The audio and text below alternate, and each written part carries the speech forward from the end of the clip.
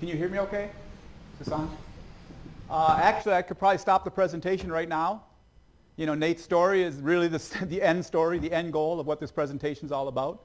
So if you could relate with some of the words he was using as far as his own stress, and I think that's where the Holy Grail is in this whole discussion, is not so much what he just shared as far as the desire for it, but the struggle a lot of people are having with applying it and being able to actually see it happen in their organization. So that's the premise of why I'm taking over the podium as we speak.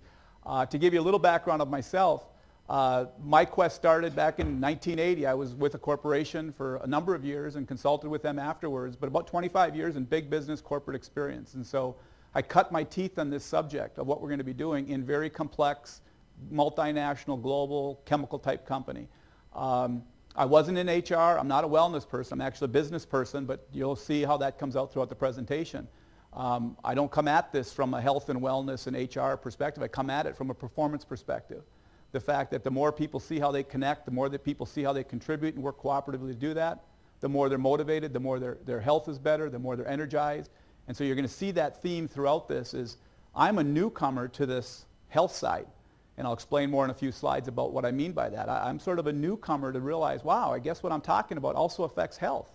I didn't know that, and now I do. And now you're going to know that very shortly. But the last 10 years since I've left there, I still work with some big businesses, but the real quest was to take this to small businesses, to be able to have a delivery model, as you're going to see, that can be affordably delivered to small businesses. Because what became apparent to me, only about 15% of the work population works in big business. 85% of people go to work in small to medium-sized businesses. And they're not getting this kind of message. They're not getting this kind of support. So if I was true to my mission was to try to create a healthier community by creating healthier workplaces and healthier workers and more productive workers. But to do that, we have to have a delivery model to get it to the masses. And that's what we're here to sort of share today as a way to get it to the masses.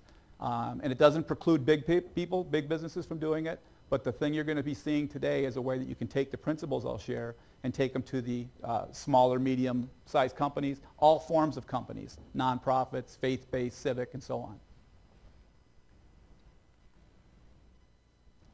Back in 2009, I started to put pencil to paper, came up with the first book. It is available in the back. Later on, I'll introduce a newest book that actually is a prequel to this one. It's a much quicker read. It's intended to be mass distributed and stuff, and it's available later. I'll mention it. But I started putting some of these thoughts down because, again, the goal was how can we disseminate this in a very consistent way.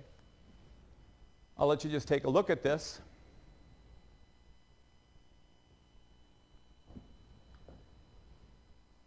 I have it as my first slide for a reason, obviously, is I believe this is the challenge all of us are faced with, is that we can't run in place. Our organizations are being challenged, big and small, nonprofit, civic, so on, is we have to continually get better. We have to be able to cope with change and move our organization from what was today into tomorrow. That's the essence of leadership. That's the essence of this quote. If you've not read this person's book, I'd recommend you just pull it off a library shelf and read one chapter. And that chapter is titled While We Were Sleeping, because he cites 10 factors that have occurred in the last 20 or so years that have totally disrupted the way business and economies and communities need to work. It's almost frightening to you, but I'd highly recommend it because he does a real good job outlining the case for change and how it affected multinationals, which I was a part of 20 years ago, and how I believe it's affecting local communities right down to nonprofit, faith-based institutions. Everybody is getting this kind of a challenge put in front of them. Here's some statistics for you as far as directly to the workplace now.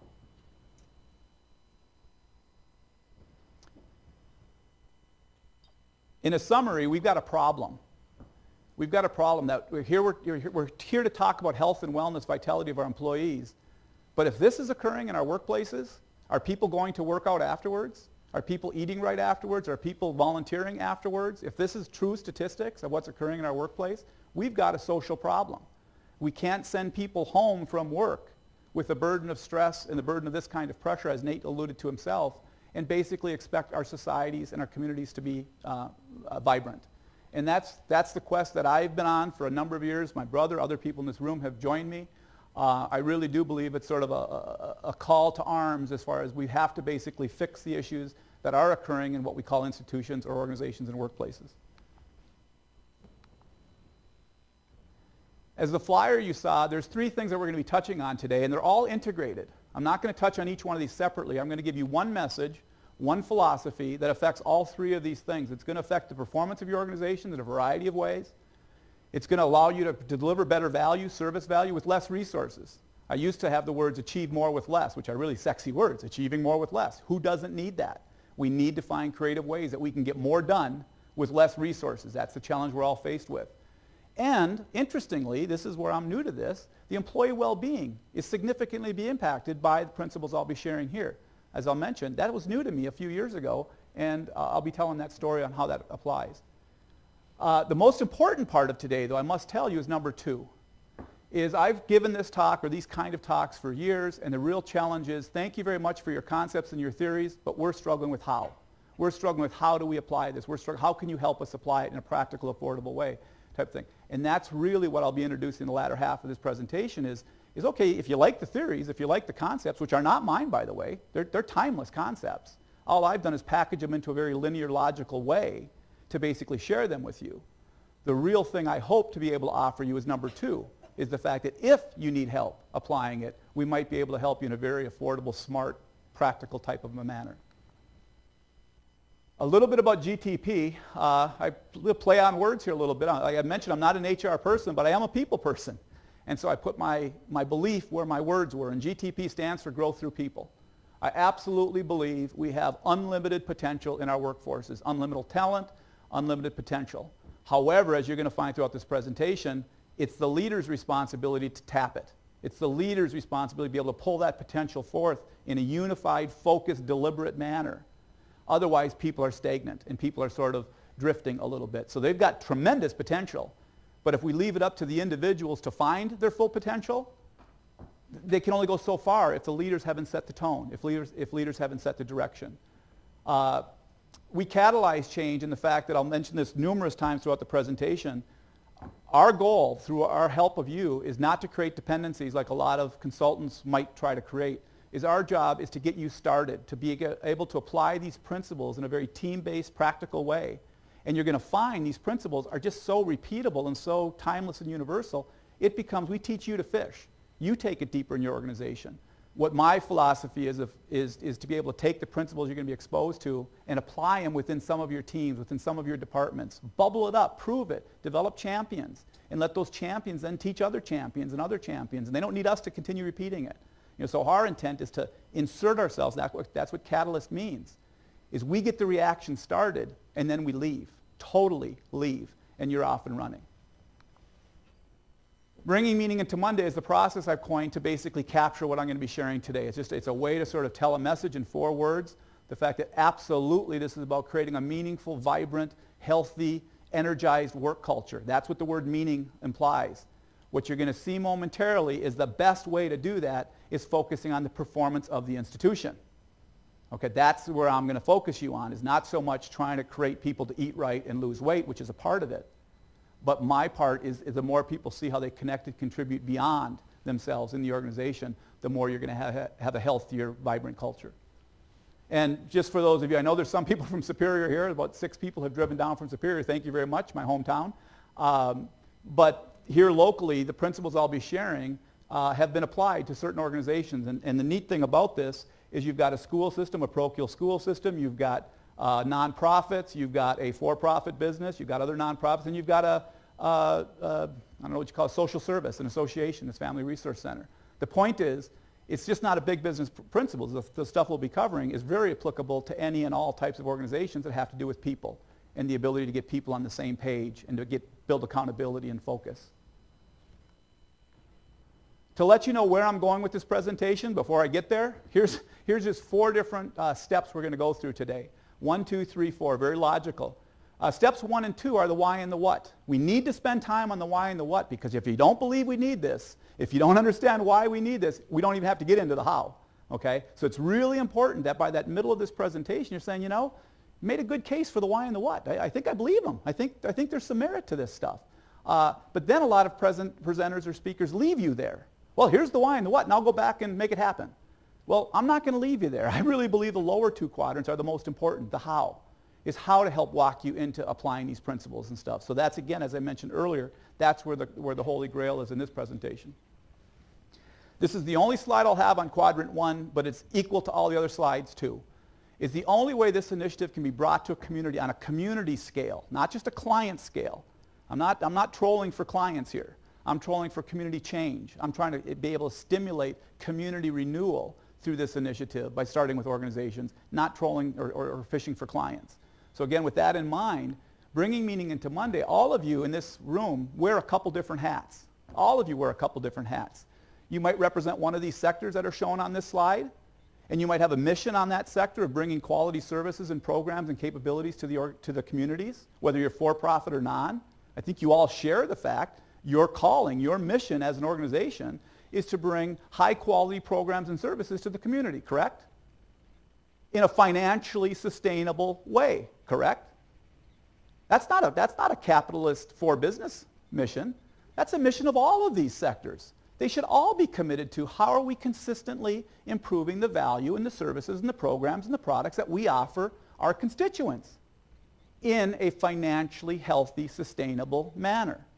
So that's one hat I hope you all wear. And as you wear that and you listen to me, recognize that if we can launch something like this in a community, it can permeate all sectors of a community simultaneously. That's hat number 1. Hat number 2 that I want you to clearly wear as you're listening to me is you're all part of a team, you're all part of a department, you're all part of an organization. Many of you are suffering with the statistics I shared earlier as far as the stress, the lack of cooperation, the lack of focus, the apathy, the health. You're all struggling with some of that in your team. So the second hat I want you to wear is, not only will this help advance my mission to our constituents, but it could also be applied to my team, to my department, to my organization. And so as you're listening to me, listen with those two hats as, hey, this could help take our mission forward, and this could also help make the productivity and effectiveness of our team or department better. So that's that quadrant. That's all I'll say on it, but the intent is to strike to the middle.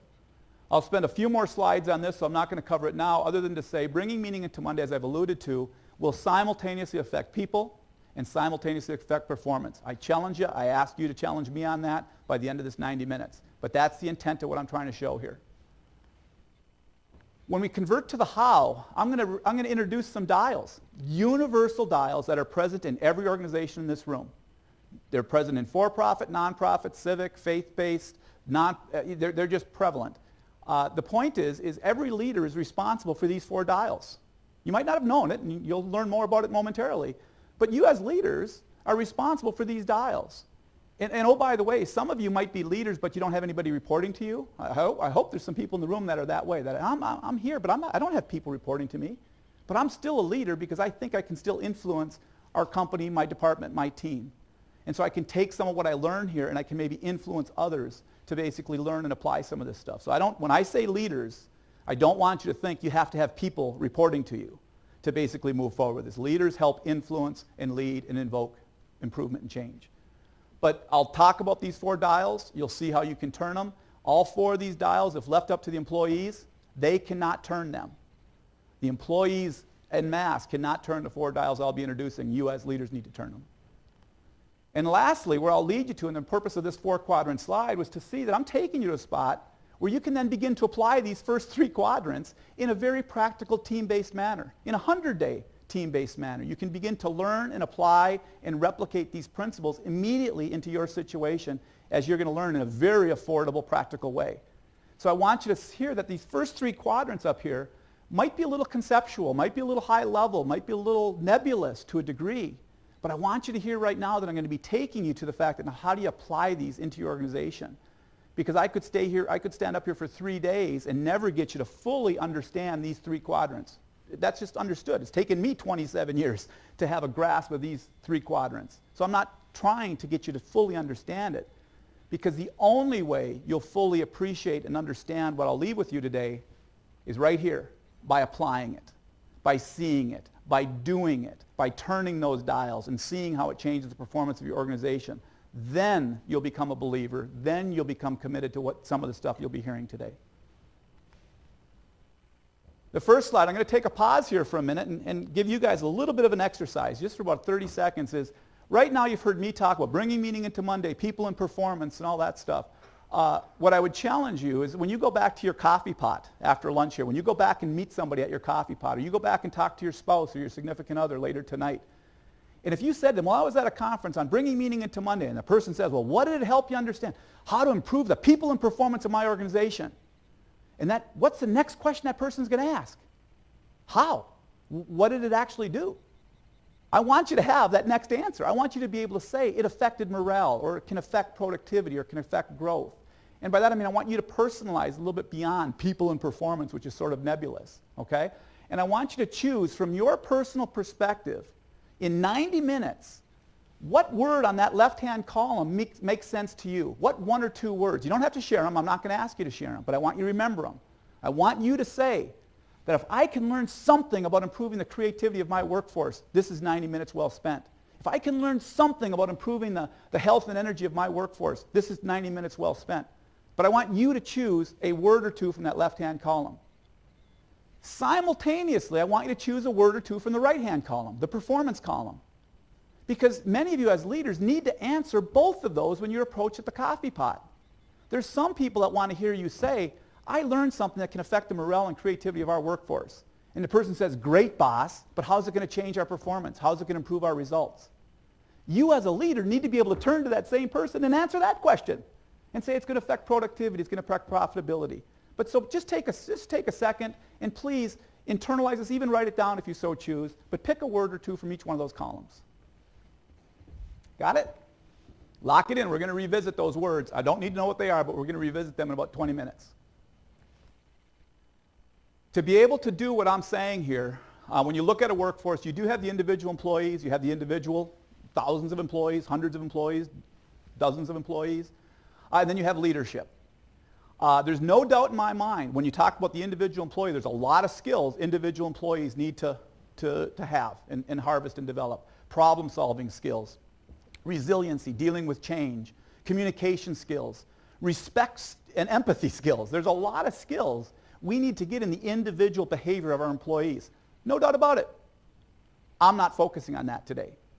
What I'm going to focus on is the role leaders play in making that happen. Because leadership sets the tone for those individual employees. Leadership sets the tone for that environment. And you could ask the employees all you want to learn these individualized skills. But if leaders aren't doing their job, if they're not setting the tone for their team, department, or organization, we've got a problem. And so from this point on, throughout this presentation, I'm going to focus on leadership. And I hope you'll see, as we go through here, it will affect individual behavior. It will affect the individual component of this equation. But we're focusing on the role of leadership to do that, not necessarily putting the onus on the individual employee. This picture sort of says 1,000 words. I hope you can relate with it. As that Thomas Friedman quote said early, I think if you're in a leadership role, this is the fundamental picture that you're being charged with every day you go to work, in your leadership role. In your leadership role. And that is, if you're not always trying to move from today into tomorrow and always trying to advance your organization to a better state tomorrow, if you don't see yourself as that role as a leader, that's a problem. Okay, now managers many times manage what is. That's okay. They manage SOPs, standard procedures. They manage certain results. That's okay. Managers, matter of fact, you need about 80% managers in an organization that manage what is. But when I talk leadership is about what will be, what's possible, where are we going, how are we moving from today into tomorrow. You with me on that? It's a distinct difference, okay? Well, easy to say, but this little cloud of confusion and question marks is what is so tough, is you're leading people through transition. If you truly want to get to tomorrow, you have to know how to move people through transition, Because there's a little cliche once, and somebody always says, and I love these kind of Tony Robbins type speakers, when one door closes, another one opens. Who's heard that? When one door closes, another one opens. And isn't it good to work with a leader that has that kind of Tony Robbins positive flair? When one door closes, another one's going to open, right? What nobody's told you is it's hell in the hallway, okay? It's hell in the hallway to get from that closed door to the open door. That's transition. That's this, okay? It's easy to say, oh, another door will open. It's really tough to get there, and that's the fine skill of leadership, to move and mobilize people through that. You're their lead dog, if you want to think of it that way. In order to do that, I boiled this down, and you're going to see this for the remainder of the presentation, to two words. that fundamentally leaders are responsible to do. Every leader, when they show up at work, nonprofit, civic, for-profit, faith-based, they should be saying, how am I tapping the diverse talent of my people to deliver better value for who we serve? Whether it's inside coworkers or whether it's outside clients, is they should have a consummate focus. My role of leadership equates to my ability to generate value, whether it's to my coworkers or to my constituents. Fair? Fair? Is that the essence of work? Every business book, every workplace book I've ever read, usually in the first chapter, certainly in the first paragraph of the first chapter of every book I've ever read, has that word in it. The fact that work is about generating value, period. So therefore, it's a leader's job to continually be consummate, focused on generating value. The second one is to be able to generate value in today's complex world. It's not just a matter of rallying up a bunch of individual skill sets and hoping that we got the right mix of people in the room to basically pull off a project. It's not enough to just rally individuals. It's more important to get them all on the same page, or Jim Collins' word, get them on the same bus. That's a role of leaders, is you can't just have everybody running to their own very good skill sets. You could have 10 accountants in front of me that manages accounts payable. But if they're running to their own little drummer, we got a problem. It's my job as a leader to make sure that we've got some commonality and some shared understanding of what those 10 accountants should be doing. See the difference? And that's a critical role of leadership, is the ability to mobilize and get people on common tasks, common direction. If they can't do it, the first one doesn't work, because there's no way in today's complex world of generating value that you can do it with a bunch of individual mixture of behaviors. You can only get so far with that. You need to get everybody on that same page, pulling the bus in a common direction. Obviously, we're going to spend a lot more time on this because those two words are the centerpiece of bringing meaning into Monday. The flyer that Jeff handed out that you could read afterwards, this is the centerpiece of what this is about, is the ability of bringing meaning into Monday is about generating value and building unity, period. I'm going to explain more about how that happens. But to show you now, here's, I mentioned I'd go a little bit further on my bio. My background has been on the right side of that chart, the performance side of that chart. I'm a newcomer in the last 5 or 6 years to this other side, the people side. I really believed what I was doing from a performance perspective would influence people and help make them better. But I never necessarily had data or facts to prove it, because I wasn't in HR, I'm not a health professional, or so on. Well, what I hope to show with this graphic is both sides of this equation, because I think leaders need to be in a position where they're driving the performance of their organization. There's no fooling. I want to work with somebody who's committed to making us better. That's what I want to work with. But I also want to work with somebody who makes me better and basically values me as the people person. Okay, so that's the role of leadership. Spend a little time on the performance side. I'll leave you with a quote here by a pretty popular gentleman in this state. This says it all. Okay, I can say all these words about value, unity, and all that kind of stuff. This guy's proved it. What I truly believe, absolutely, a competitive organization does exactly what Vince Lombardi said. Is you get them on the same page. We're pulling in a common direction. Versus this fractured stuff we're dealing with today, you get people pulling the bus or pulling the stage, pulling the rope in the common direction. And then when you can do that, you get these kind of results. These are actual outcomes of applying this process. This is not fictitious numbers. These are measurable outcomes that once you can get people to basically get on the same page, the same bus, pulling in a focused direction of service, you start seeing remarkable hockey stick changes to your numbers. Okay, these are real numbers. When people hire me or apply this process, this is the stuff I want to talk to them about. This is the performance stuff I want them to see. I want them to focus on. This is measurable. This is stuff that the boardroom wants to apply. These are real things that need to happen. But I also want them to understand this results from understanding this side. That's all I'm trying to do in this presentation is you can't get these kind of results in a sustainable fashion if you don't have a real good appreciation as a leader about this side. And so I'm going to spend a lot of time on this side, but I want you to understand it's geared toward these are the measures that we actually look for, the measures that your boardroom wants to hear you talk about. This was a new quote to me after I left Dow Corning a number of years ago. I stumbled on this quote a few years after I had made my own personal quest in this direction, and I was stunned. Go ahead and read that. We tend to think happy employees are productive employees. We even see books written about that. And don't get me wrong, I don't want anybody to walk out here going, this guy's talking about unhappy employees. No, but happy employees is not enough. You want engaged employees. You want people that feel connected to what you're trying to do in your organizations. And you might not see the words in there, but these words right here, workers connect to the company emotionally. That's unity. That's unity. The way people connect emotionally is through the relationships they have with others. And so although they don't say the word unity here, I want you to see that this quote, this study that came after some of this stuff was put in place, is saying workers want to have that kind of sense of connection with both their task and each other. That's what they want, unity. And then clearly it talks about the concept of value. Here's an HR study, worldwide study, done to say the second thing leaders or individuals want is they want to know how they contribute or add value. It's a good old fundamental basis is we don't have a bunch of lemmings in our workplaces. We have people that want a sense of contribution and connection in how they're contributing. And it's up to us as leaders to make that happen. So again, unity is here, values here, and there's those two words again. When I stumbled on this, that was my first realization that maybe I'm heading in a direction that's a little bit foreign to me. I'm used to talking performance over here and talking about service and profitability. Boy, this is opening my eyes up to a side of this equation that I never knew. I was on, but I never knew.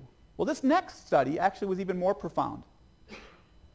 According to a workplace study done by the National Institute of Occupational Safety and Health, a government study that was sponsored, they basically said, and I must attribute this to my brother Jeff, who's in the back. Many of you know him. Jeff has spent 30 years in this wellness arena, owned fitness clubs, all that kind of stuff. Well, a number of years ago, again, brotherly love, I guess you could call it, he sent me this 80-page report, an 80-page report in PDF, and he said, Mark, I think there's some diamonds in the rough in this report. You should look at it. Are you kidding me, Jeff? 80 pages? I'm on page 62 before I found the diamond. Okay, it was difficult to wade my way through all of this stuff, but I found the diamond that I think Jeff inherently must have felt was there. If he did know it was there, he should have told me so I didn't have to read 62 pages into it, but he didn't. I had to discover it. And that diamond was right here. This study said, yes, it is important to have health promotion and care management and nutritional plans and exercise facilities. It is important to have that in your company, to have a healthy organization. But don't lose sight of the role culture plays. And I highlight big C culture, which you're going to see in a minute. Don't underestimate the role culture plays in reinforcing what you're trying to do from a care and a health promotion perspective. Culture, okay. You guys probably know what that means. Those of you especially who've dealt with any type of wellness stuff, you've known we've done a lot of things that have culturally instituted healthy behaviors in our organizations. We've revised our health insurance policies. We've got benefits and incentives for that. We've done fitness and nutrition and biometrics and health risk assessments. We have done a lot. We have done a lot, and we've culturally wrapped those into our organization to surround the individual, correct? Correct, for those of you who have done it? Absolutely. If we expect this individual to adopt healthy behaviors and healthy eating styles, we better offer it in the cafeterias. We better put healthy choices in the vending machines. We better put walking trails around our facilities, if so possible. We need to do that kind of stuff. There's no doubt about it. No doubt about it. And those are required cultural support. But the point I'm making here is that's the little c. That's the little c of cultural support, because that's not what this NIOSH report focused on. They focused on the big C culture, which were these. Take a minute. The first one from this study, big C, individual contributions to achieving organizational goals / success. That's the first thing it said. If you want a healthy big C culture, you've got to help people understand how they contribute to the goals of the organization. I didn't say the word, but what word am I saying right there? Right? That's what they're saying. Whoa, this was a diamond in the rough. I'm thinking, I got shivery because this is 6 years after I left my corporate job chasing this. I stumbled on this. And all of a sudden they're saying, this is what this group is saying is responsible for a healthy work climate? Yeah, that's what it is. But even more profound, well, I should say more equally profound, is read this. Leaders, I love the term, leaders must provide structures that support cooperation. Again, I don't say the word there, but you see this word?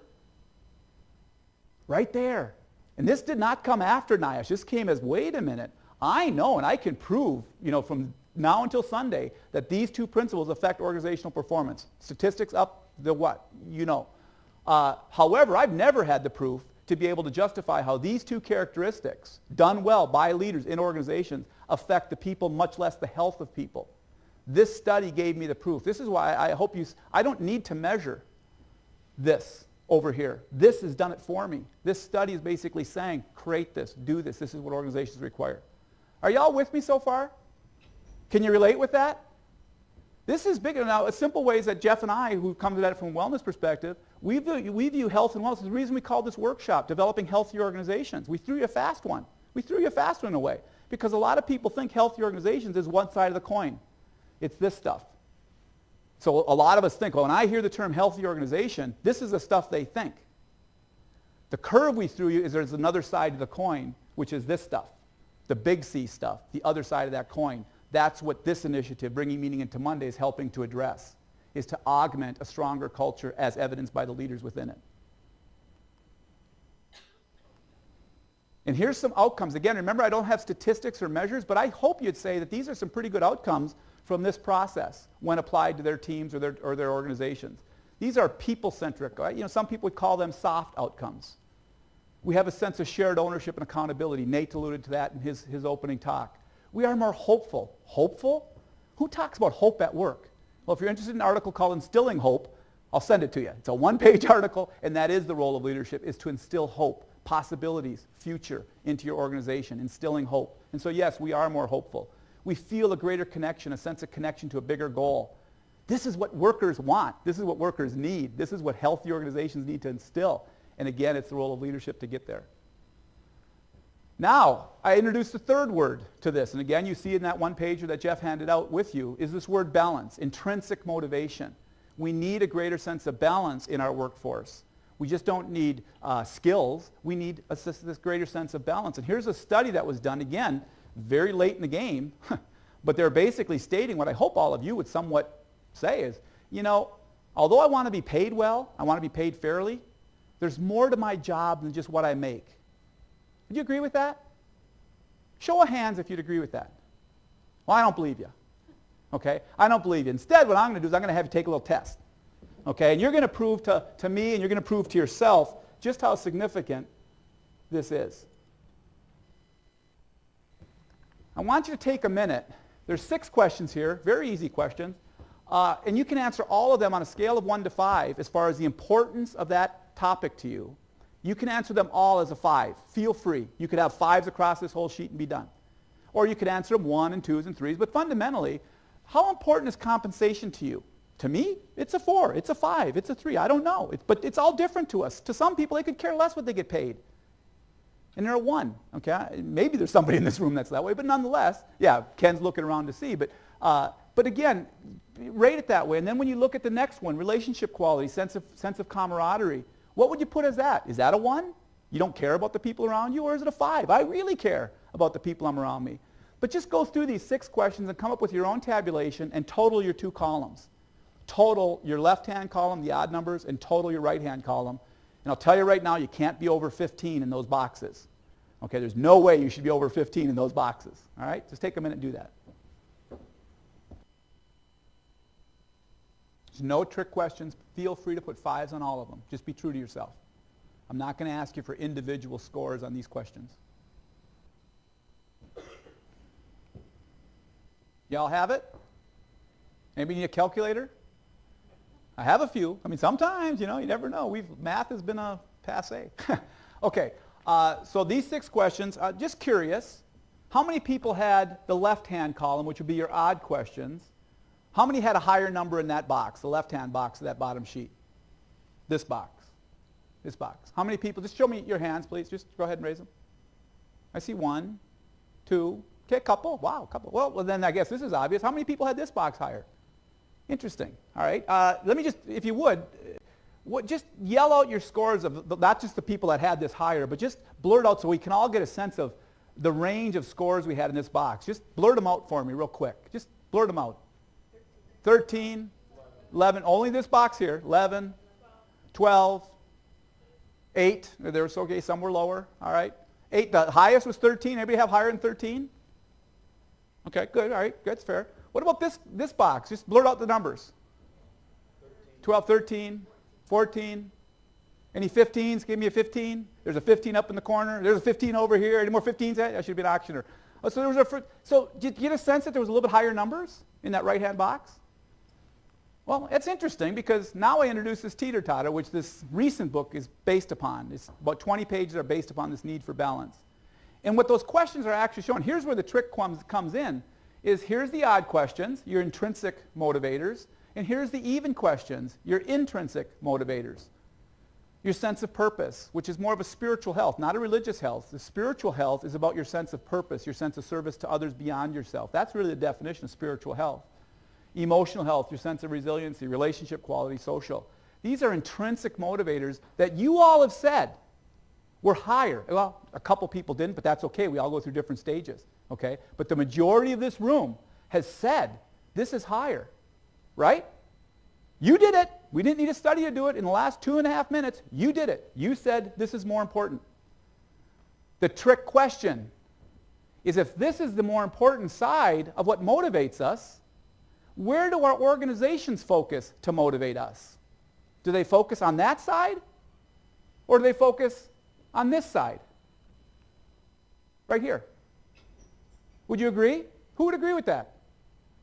That's the trick of this little 6-question survey. Is we just all we didn't need that Mercer study of 2011 that was hundreds of thousands of dollars to say what we already could have said in 6 questions.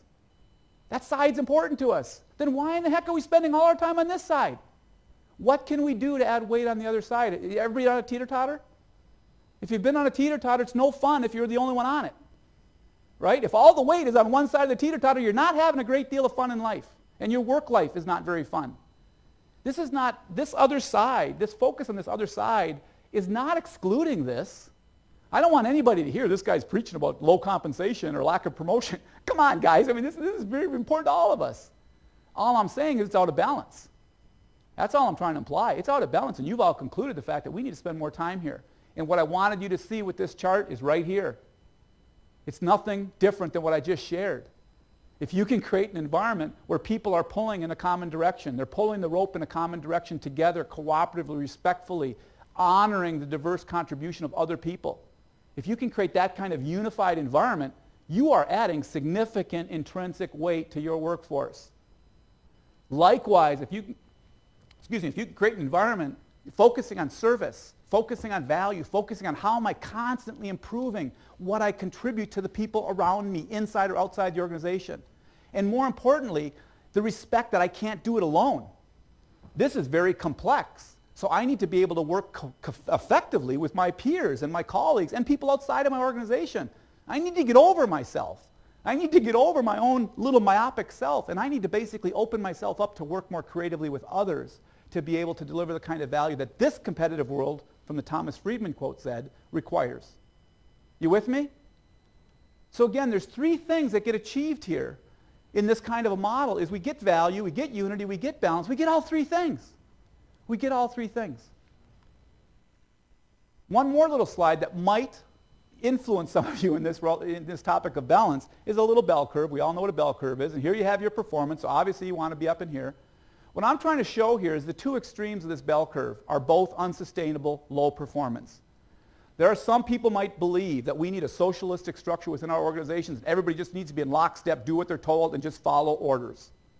We might believe that as long as we can just get everybody to toe the line, follow along, do what they're being told to do, we've got a healthy organization. No.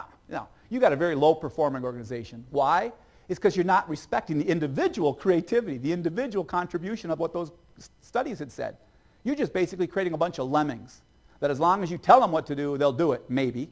Okay? But they're not necessarily a self-empowered, motivated, vibrant work climate. Okay? So you don't necessarily want this extreme. I hope you agree.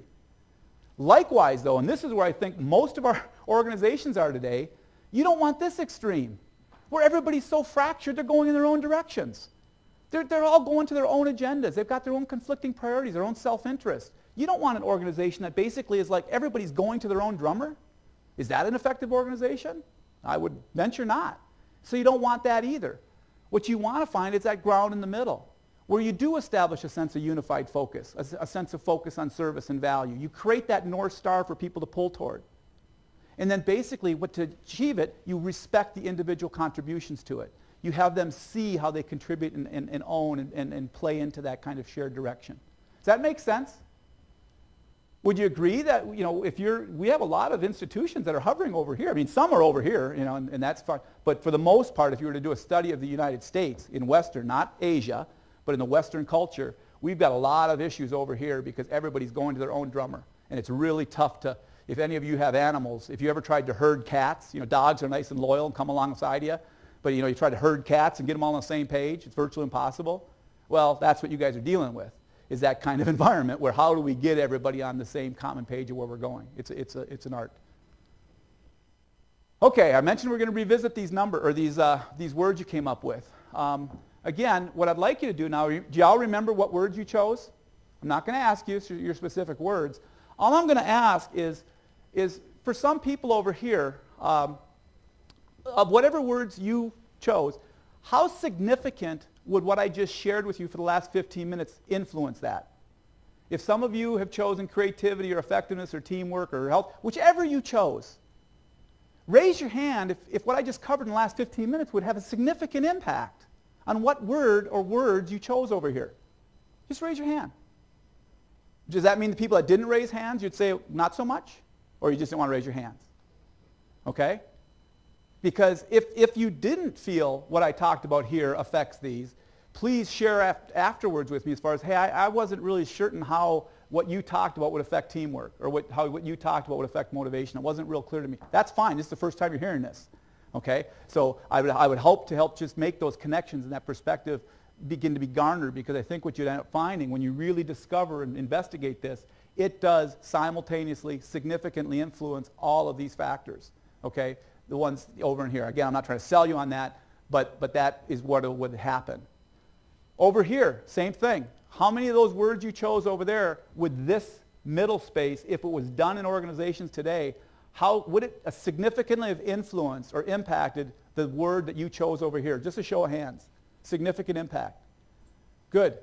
Okay? That's that whole little exercise of these last little bit, was to say, if you don't agree with these, and remember, I'm in the what and the why right now. I'm going to move into how momentarily.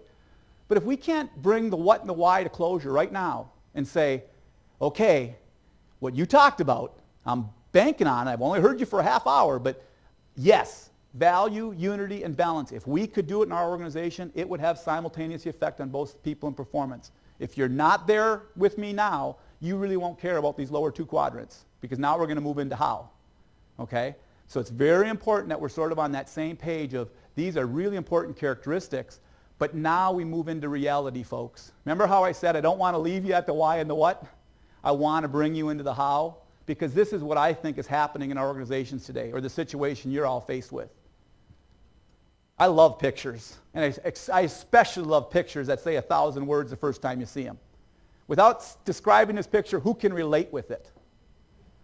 Yeah, I can relate with this. This is me, this is us, this could be a team, this could be a department, this could be an entire organization or an individual. The point is, they got a lot of demands. They got a lot expected of them in today's world, and we keep lumping more and more on them, don't we? Okay, more and more on them. Is this healthy? Any of you in the health and wellness profession, all you guys from the Y? Is this kind of an environment, a work environment, healthy? Are people going to go home at night and get on the elliptical machine? Are they going to go home at night and eat well? Okay, no, this is where Nate was mentioning earlier. No, they're going to go home and kick the dog and abandon the kids. I mean, sorry about saying those words, but that's what's sort of happening, is we're sending back a lot of broken individuals back into our communities. They're not volunteering. They're not necessarily coaching their kids' soccer programs. They're exhausted. They can barely make it till 7 o'clock at night, okay, before they have to crash. All right? This is what this kind of environment is responsible for, and we have to change that. And yes, some people in the past have said, well, you know what we need a vision. If we could set a vision and a mission and that North Star and paint the picture of what we're all about, absolutely. How many of you have established missions and purpose statements in your organization? Great. I would hope you have. If you haven't, back to the drawing board. I mean, that's a very important feature. Unfortunately, though, what we've done is we've called it a visioning statement. Many of you have concluded the visioning process by coming up with a statement. And it sits on the wall or it sits in your drawer and maybe you can recite it. What the visioning process needs to yield is this. It needs to close this gap between where you're trying to go futuristically and how do I make my decisions on a day-by-day basis. That's a vision-led organization, is one that can say, we know where we're going, but we know how to close the gap so we're making decisions that are consistent with where we're trying to get. Make sense? And I call that more of a visioning process, is you got to know where you're going, absolutely, But you got to basically close this gap here. And this is where I'm going to introduce those 4 dials I just mentioned. And I'll explain each one here momentarily, but I first want to explain the little roadmap. There are these 4 dials, I'll explain them, but right here in the middle, you see what just presented itself?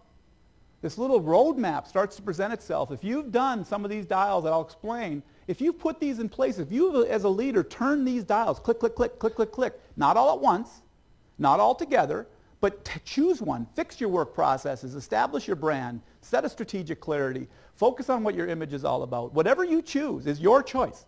The point is, turn it, click, click, click, because the more you do it, the more this map or this road presents itself. You with me so far?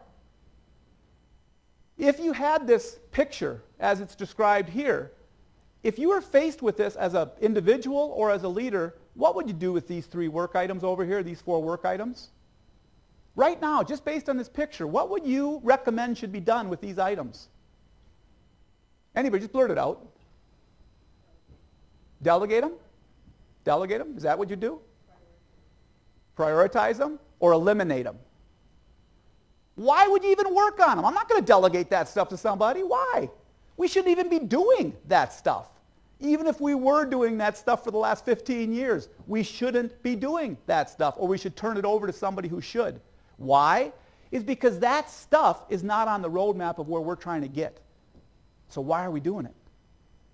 We have to eliminate things. Matter of fact, one of the things, I use this metaphor in this morning's session, I like these kind of word pictures. Imagine yourself, today we're all like a balloon.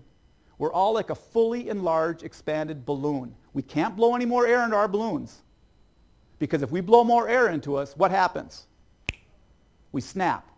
Okay? We snap because we're stressed. Our balloons are like stretched. But as leaders, we got to get more work out of our people. We got to pour more air into our people, right?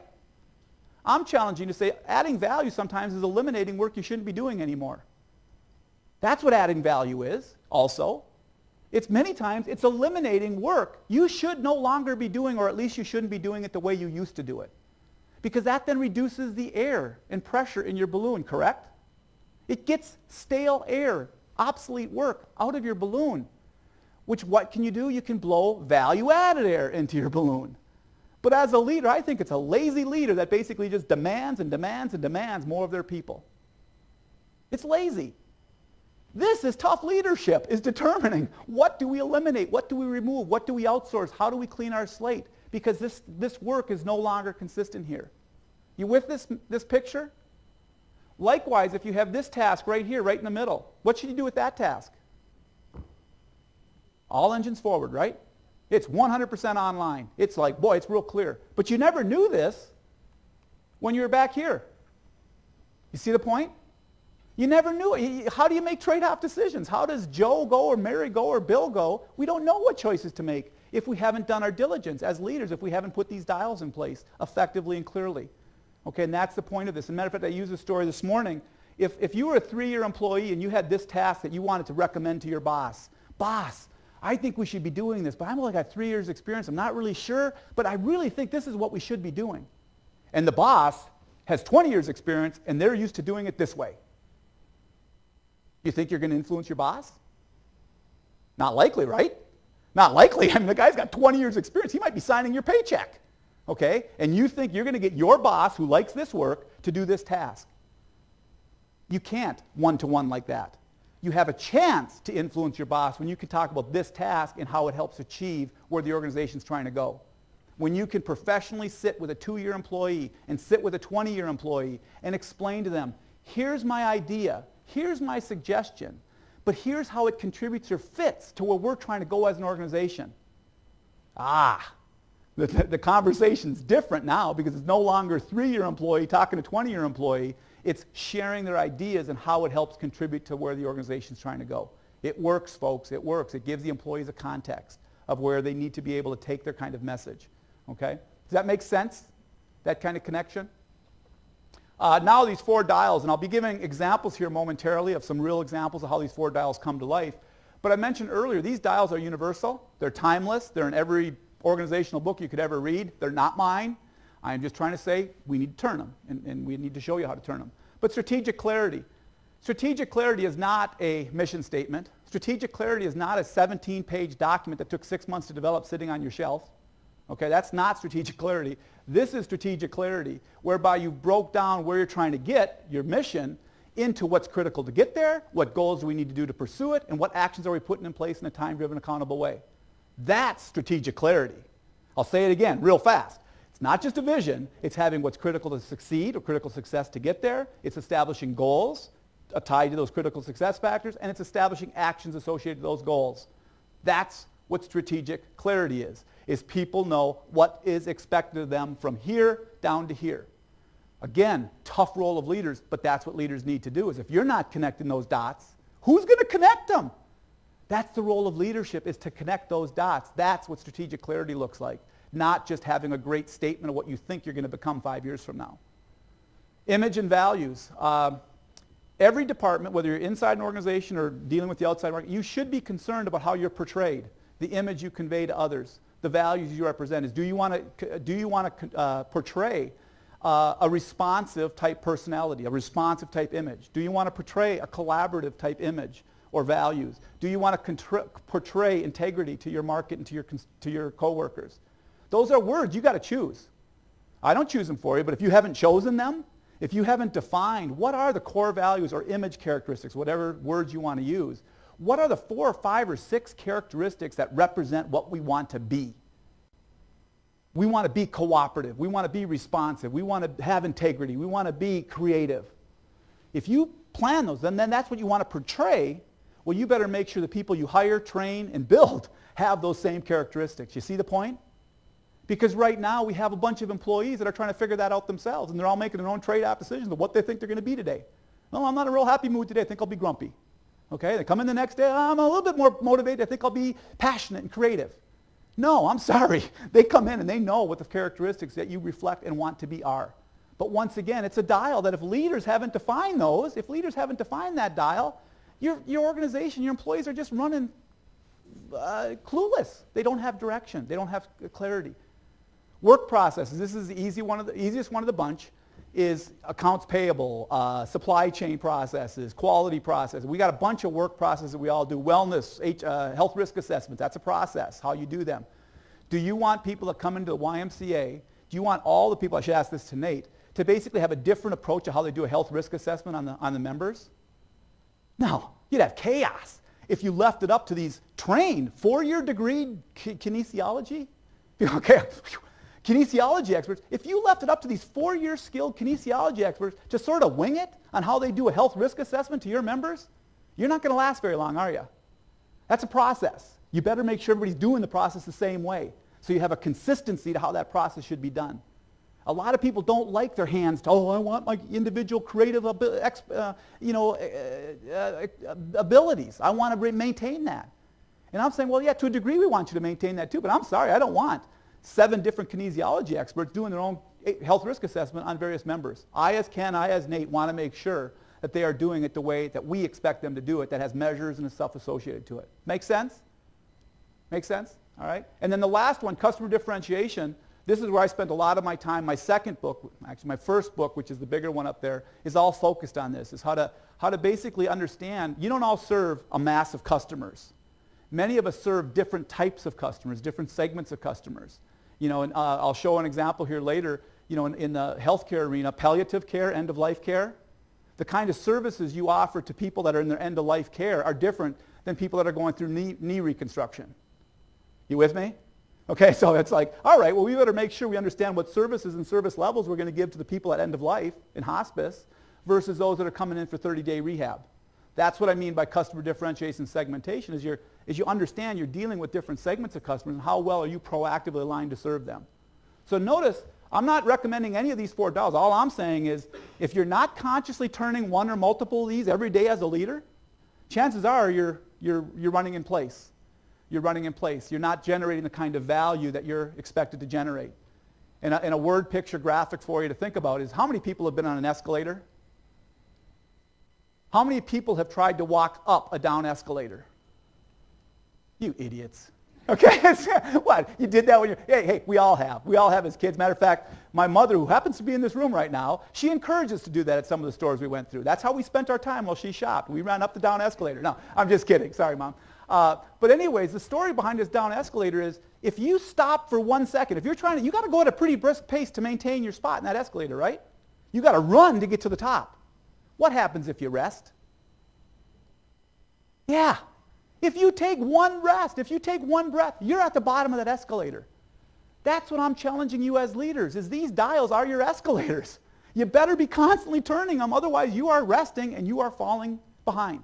Okay? So think of that metaphor when you think of these dials. That's what you're trying to do. That's where you're trying to go. Now, with that said, that same thing, I already mentioned image and values, those characteristics like innovation, integrity, teamwork, and so on. You could take that, and what that does is that unifies a bunch of diverse people. You could have had 75 employees. If I walked into your organization right now, you could have 75 employees standing in front of me. If I asked them, what are the important values or characteristics that you want to reflect to your market and to your coworkers? I'd have 75 different interpretations of what those are. That's not healthy. What I'd like to be able to do is I go into your organization, those 75 people line up and they yell out cooperation, responsiveness, integrity, teamwork. You get me?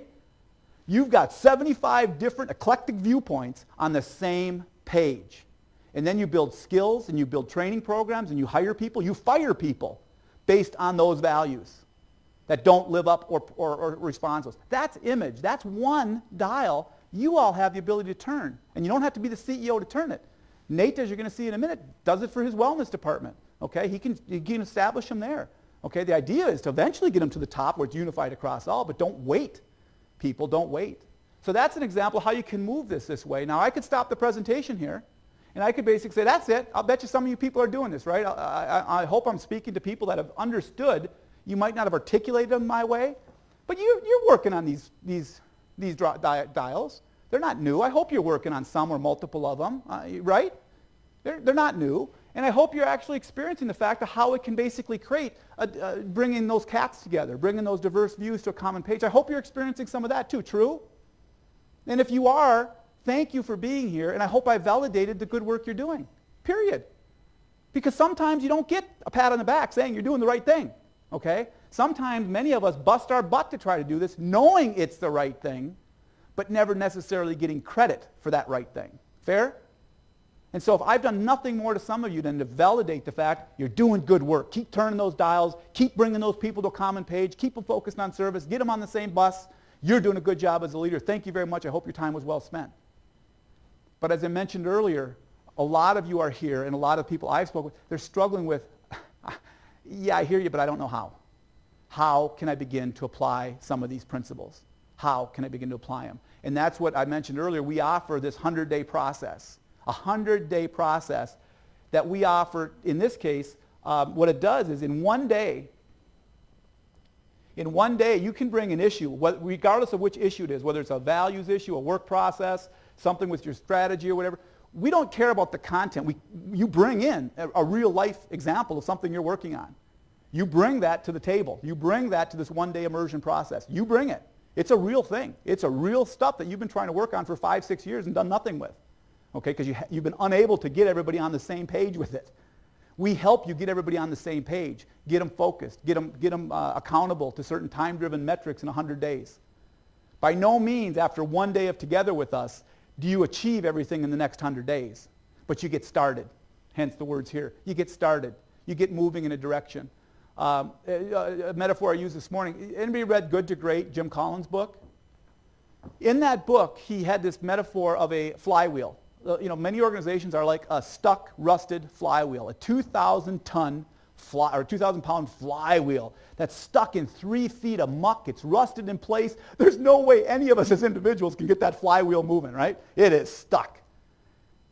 That's representative of many of our organizations or departments. We're stuck. We're stuck.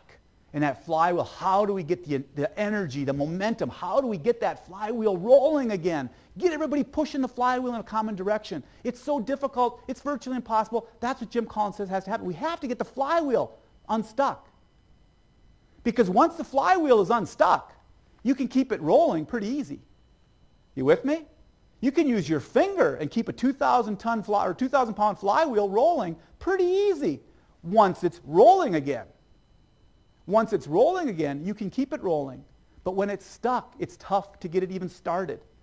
That's our premise of why we do this kind of immersion, is we believe we can help leaders get unstuck, get their flywheels rolling again, teach them how to get their flywheels rolling again. So when they actually get it rolling again, they take the ball and run with it.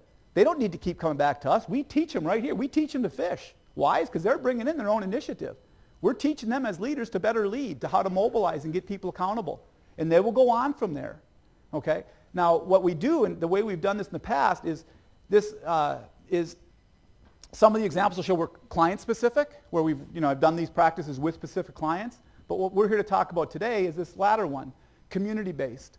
Because we cannot solve today's problems if we just have a few consultants like me working with a few high-priced clients, okay, that can afford some. No, that we're not going to solve today's problems. Remember, 85% of our market is in small to medium-sized businesses. They can't afford somebody like me to come in one-on-one client-specific. But they can afford to say, is there a way that we can send a team through this process? Is there a way that I can send one of my departments through this process? Is there a way I can send one of my initiatives through this process? Yes, there is. We call it a community-based approach. And it looks something like this. Is we can take that one-day immersion and we can have different teams from different organizations coming into that one day. Each one of these teams is focused on their own dial, their own priority, their own issue, their own content. We don't really care so much as long as it's relative to one of those four dials, which what's not? A work process, image, strategy, segment differentiation. You pick one of those dials, but the point is we can have these active teams in the same room, They're all working on their own agenda at their own table, led by their team leaders. This is the key point of where I'm leading you to, is they're not being facilitated by me or Jeff or somebody else. They're actually being facilitated by their team leader, who should be facilitating them, right? That's who should be facilitating this. We just help get those people in place, and we help invoke a process that helps those team leaders, these people, these blue people. We just help lead them through how do you herd cats? How do you get people on the same common page? How do you build a degree of accountability and urgency in your team? We help them get there. Content's irrelevant to us. It doesn't matter what the subject content is. It's the process of how do you as a leader mobilize those people and get them on the same page, taking all that me attitude and bring it into some type of collective direction. Is that making sense? Making sense? Okay? And so now to be able to do that in this one-day immersion, we actually meet with the team leaders that will be assigned to this effort 2 weeks prior through a webinar. We let them know, oh, by the way, Mr. Team Leader, this is your ball, not ours. Okay? Your initiative, your boss, or whomever it was, has selected you and your team to go through this process. That's what we're doing, okay? But by the way, here's what we tell this team leader in day one, in this 2-hour seminar. Here's some pre-work. We have some pre-work for you and your team to do before they come in. Notice I say their team is going to come in. Anywhere up to 8 people, okay, is a good working number. But their team comes in because we don't want this to be a theoretical thing with the leader. We want that leader to work these issues through with their team, and we just help guide that, okay? But the leader does it. So that's the first thing this leader does, is they get some pre-work assigned. The second thing this leader gets awareness to, and they might not realize they were signing up for this, but I'm telling you, here it is. They facilitate those 3 steps I just mentioned. They facilitate those 3 steps through their team during that day. Someone like me is in the room to help guide and answer questions and sort of shepherd the overall process, but the ball is in their court. These leaders come in, we teach them, we don't leave them hanging. We have a means of teaching and getting them safely doing this, but the point is they do it. They do it. So that's point number 2 they learn in this little bit of team leader session. The third point is the most profound point they learn, is the fact that you, Mr. Team Leader, and you're going to come in and you're going to facilitate your people, and by you're going to start at 8:30, and by 4:30 you're going to have a sense of accountability and focus. Cool. But the number one thing they learn is right here, is don't even start the process, Mr. Team Leader, if you're not committed to implementing those few actions that come out of it. Because this, folks, is where the learning occurs, is here. Not here. This is where you get on the same page. This is where you get some identity of focus. But where the learning occurs is here. It's the application, the implementation, the execution of what you concluded. And by the way, we don't conclude 17 pages of 112 items here. We help these teams, like that funnel showed, boil it down to maybe 3 or 4 areas to focus on and the actions thereof. Something palatable, something actionable, something measurable and doable in 100 days. Okay? And then we're not kidding ourselves right here, where we realize what these people are going to do is they're going to report back to you. We're going to develop champions. We're going to develop testimonies. We're going to develop results with this. But we're also going to develop the fact of it's repetitious. They're not going to achieve everything that they come out with here in 100 days. They might just get started in 100 days. The point is they get started. The flywheel gets moving. And once the flywheel gets moving, they keep revisiting their progress every 30 to 100 days. They keep the flywheel rolling. That's what we're here to do. That's what the term catalyze means, is once we get you rolling, we get out of the way. We don't want a dependency. We don't want to be your facilitator for hire. We don't want a long-term relationship with any of you as clients. So, ooh, that's weird. We just want to get you started. We want to seed these principles into your organization, let you see the benefit of it and the ability of it. Then it sort of propagates upward. And matter of fact, there's a term in change management, which is part of my background. Have you ever heard of this term bubble up? Bubble up change? Well, you're going to hear it now. Okay, most change, when they talk about cultural change, this guy's talking about cultural change, that means the CEO and the executive team needs to be behind it. They need to spend a few $100,000 and plan about 5 years to roll that down through the culture of their organization. That's called top-down change. And much of the literature in change management advocates that, which is fine. Sometimes it works, rarely. But nonetheless, that's how it's viewed. It's got to come down from the top, the king downward. What I'm advocating is bubble-up change, which means, that's high risk what I just shared, but bubble up, let's create examples. Let's create working teams. Let's create some champions within an organization. Let's prove these concepts before we take the risk of expanding them further in our organization, okay? And I believe wholeheartedly, once they're proven, once people start seeing, whoa, this is a different way to lead. This is a different way to drive performance with people being more motivated from it. I mean, come on, it's like, are you kidding me? That it becomes to propagate itself naturally, versus the forced mandate coming down from the top, okay? So I'm not saying the top is disengaged. The top ideally owns this, and you could be a top of a department. You don't have to have your CEO on board here. You could be a top of a department of 50 people or 12 people, like Nate was. And you could begin to apply some of these principles within your department. You don't need your CEO's approval, because you're going to find out in a minute it's petty cash to get involved, okay? So you don't need to basically have the king's approval to go forward with some of this stuff. You can begin doing it within your own sphere of control. You can create examples, testimonies. You can develop the skills. And then I believe I've seen how it then begins to propagate further and deeper in your organization. And eventually the CEO can say, maybe 2 years into this, they can say, it's time I want all my leaders to operate this way. Okay, I've got enough examples. I've got enough testimonies. This is now the leadership behavior we want. And guys, we were long gone.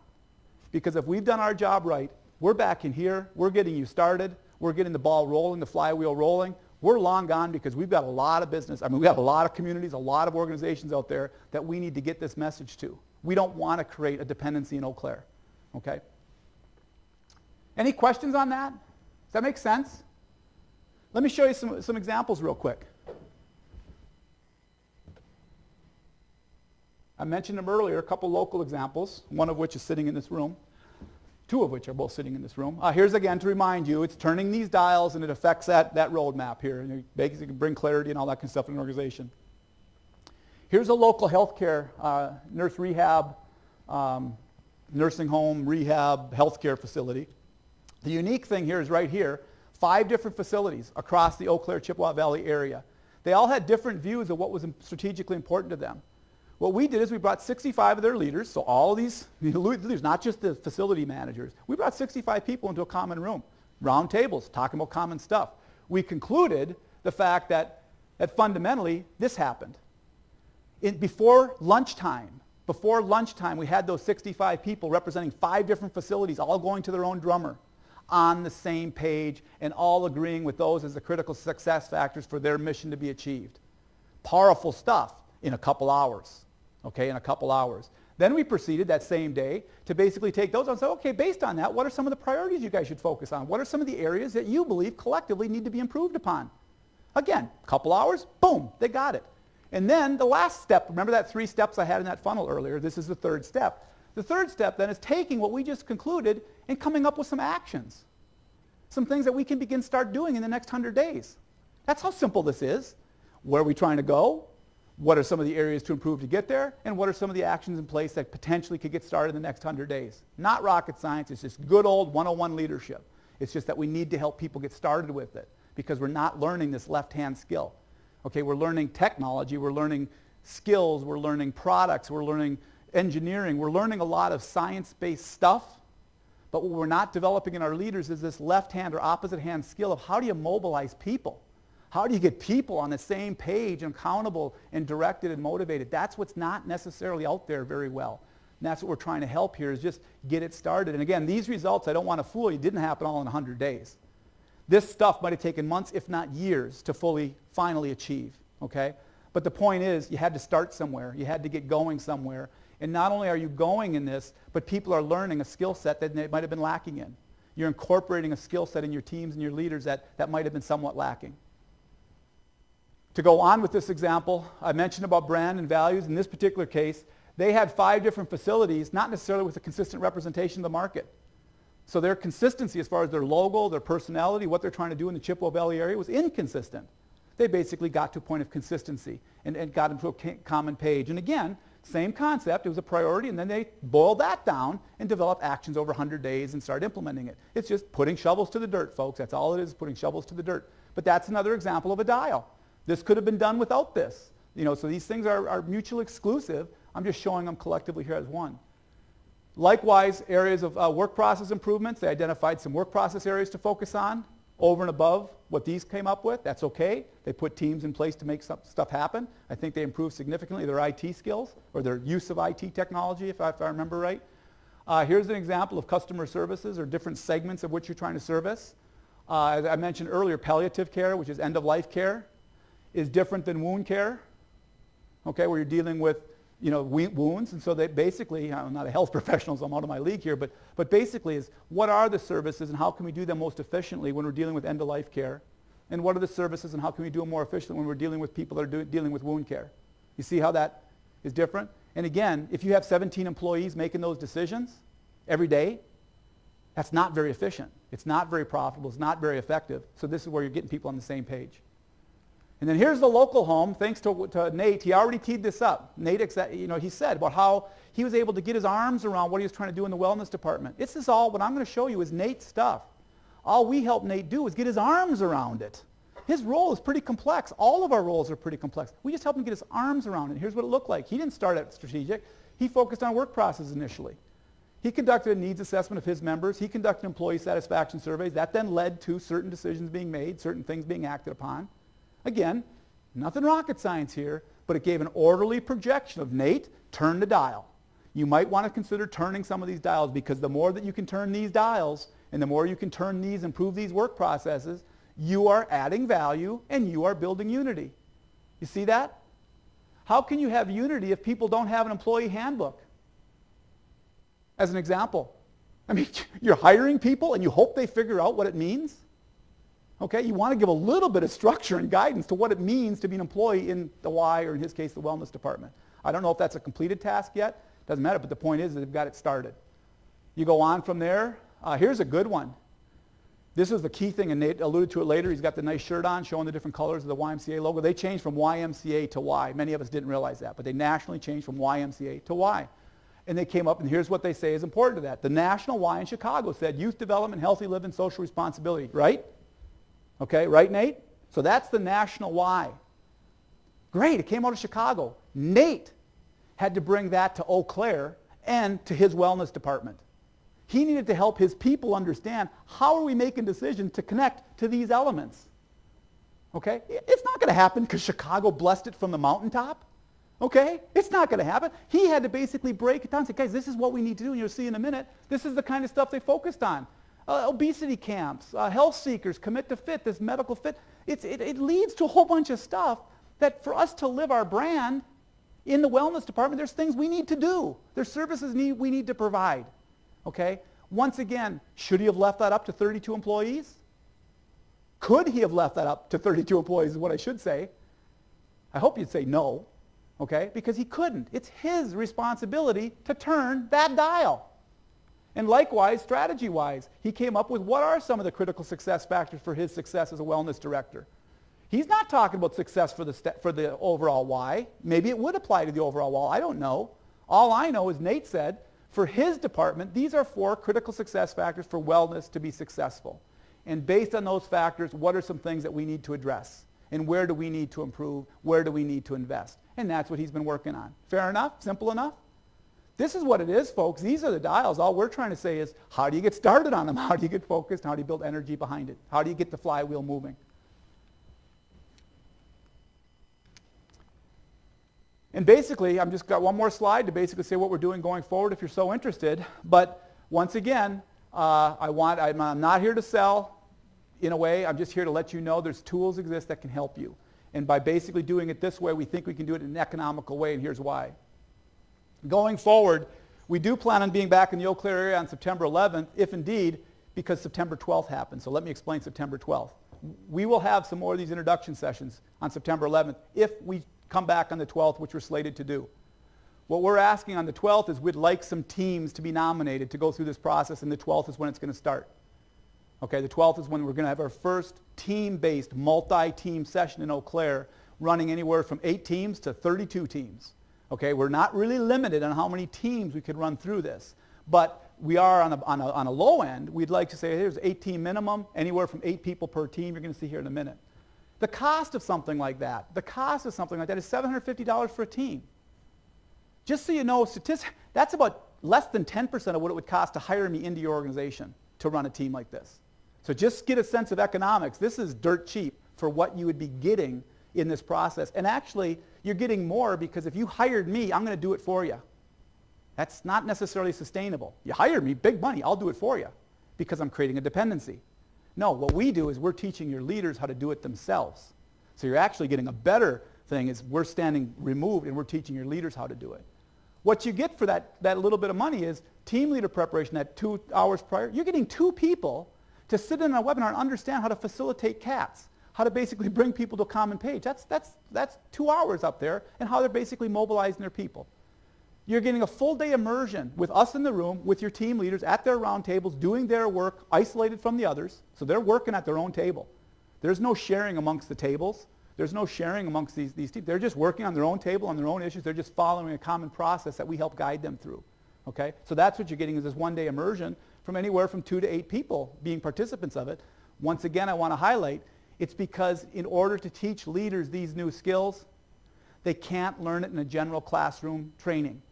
Because training is pitiful in the fact that it leads to about 5% behavior change. You retain about 5% of what you learn in a general training program. That's a statistic that's out there, not mine. 5% you retain when you go through general traditional training. Why? It's because you have a tough time applying it once you go back to work the next day. That's where the big cavern is. The big breakdown is you learned it. It's great while you're in the training program. You even scored the class pretty high. The problem is you go back to work and you're faced with, how do I make this happen?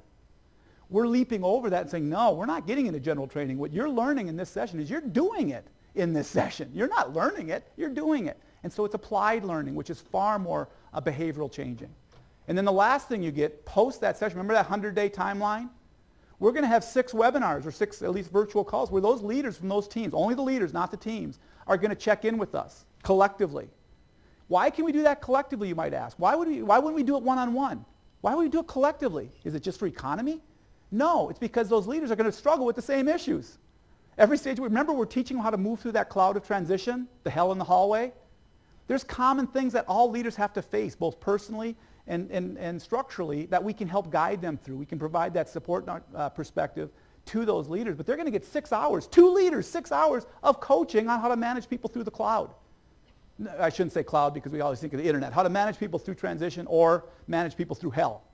Okay, let's go back to those words. All right, but that's what you're getting for that. We do have a location. Jeff and I just reviewed it. It's at Peace downtown here. Beautiful facility, absolutely state of the art to do round table thing. You couldn't do round tables in here. Okay, there's no way you can do round tables in here, but we have a different facility, flat floor, being able to do that. Register by 15th or 16th. As I've mentioned, all this stuff is on the website too if you're interested, is you have to identify which project is active in your mind, what's a priority. And I've worked with clients, they've had projects that are 5 years old. They've tried to start, failed, tried to start, failed, tried to start, because they just don't know how to get everybody going. Okay, but you need to identify what is something that's important to you. And it doesn't have to just be one team. Frankly, some of you could send multiple teams through this. Again, they're going to work separately, and do it all that. The progress is going to be monitored and adjusted 30 to 100 days. We will help those people understand that although they had the best intentions in that one-day immersion, in the first 30 days, they're going to probably discover some reality that things have to be adjusted. So we don't hold them accountable to what they said at the end of that immersion, but they definitely have an opportunity to refine them. But the point is, they do have a 100-day progress review with you, if you're the one who sponsors their team, with you. They let you know what progress they've made based on the project you put through this. Don't expect them to be done, but expect progress to be made. Likewise, what comes out of that, I already mentioned results. For the new words for you, for some people in here, maybe leading and lagging results. Many of us always look for lagging results. How did we change our cost? How did we improve our growth? What numbers did we do? How many more members do we have? Those are all lagging results. They're physical results that you can point to that are there, lagging results. Well, and those sometimes happen in months and years from when you start the leading stuff. The leading stuff is, I can guarantee you won't get improved lagging results if you don't have everybody on the same page with a sense of accountability and focus. So that's what we're trying to build, is our results in those first 100 days is not totally improving your growth or your profitability in 100 days. But it's getting everybody on the same page with a sense of shared accountability of where they're trying to go and focus. That's a leading result. That if you don't have that kind of leading result occurring, you're not ever going to experience lagging results. You with me? Leading and lagging. Likewise, this whole focus, our intent is leadership effectiveness. I want to highlight here, our goal is not to just, plop and run in Eau Claire one time with a training program. Our ultimate goal, our ultimate objective, we hope you as a community embrace this, is we'd like to get 1,000 leaders through this process in the next 1,000 days, which is 3 years. That's 500 teams representing different sectors, civic, nonprofit, faith-based, all forms of sectors. Our goal is those leaders, those little blue dots I had on those teams, is we want to get 1,000 leaders singing this song. We want to get 1,000 leaders in this community representing other sectors, all different, speaking with the same common language of what they're trying to do. They're trying to create a meaningful society, a meaningful community, and they're taking ownership for how they're doing it within their organization. They're taking ownership for where they're trying to move the community. That's what we're trying to instill in a 3-year period. Now, I don't know if it'll happen. Maybe this thing will die on a vine, as of today. I don't know. But the point is, that's what we're committed to do, is we want to work with this community. We want to seed these concepts into organizations, into leaders, and they take forward from there. And lastly on this is, clearly, if you're interested, if you're so inclined, please contact Jeff. There's his email. We need to know a couple weeks prior, or in a couple weeks, because why? We start the process not on September 12th. We start the process 2 weeks earlier when we deal with those team leaders coming to that webinar, or linking into that webinar. So there's a time-driven nature to this, but it's no fool, and we want to get the ball rolling. We want to get the flywheel moving forward. And if you guys think you want to be involved, have at it. Join us. The books I mentioned, the first one, the blue one back here, that was the first one. It's a little bit more businessy, focused on differentiation. I think it's good. This one is the newest book in March. It's only 50 pages. The first 20 pages, just so you know, is what I'll refer to as a social agenda. It's the teeter-totter. It's this issue of balance. It's not mine. I just document it in this way of talking about this teeter-totter. We all own that teeter-totter, folks. We got a problem. We're out of balance as a society. First 20 pages, social agenda. The 30 pages that follow that are what you heard today, on how you as leaders in organizations are responsible to create a value, unified work environment that basically helps to achieve and helps to rebalance what we are as a society. Okay? So again, the book it's intended to be very short, 2-page chapters, really quick read, a lot of quotes, because it's intended to discuss, to share, to just sort of get out there in people's hands. Okay? And it sort of summarizes this point. All good? All good? Any questions, or have I sort of peeled the onion and it makes sense? Did this make sense? Give me a show of hands, if you will. And now here's 2 questions I'll leave you with. That we mentioned this as a pilot in Eau Claire, but we need to know this, and so if you raise your hands, be serious about this. Is what I just shared relevant? Relevant. Raise your hands if it's relevant. Is what I shared relevant? And do you see, you don't have to submit teams with this question, but do you see the application of what I just shared in your organization? Show of hands. Because that's what we need to know. We need to know that there's a market here. We need to know that there's a relevance and an interest to go forward with this. And so again, think about those dates. If you have a team or an idea, please get it forward. I think you'll enjoy the process and you'll learn as we do it. So, all right? Thanks, people. We just ran a couple minutes over. Yeah.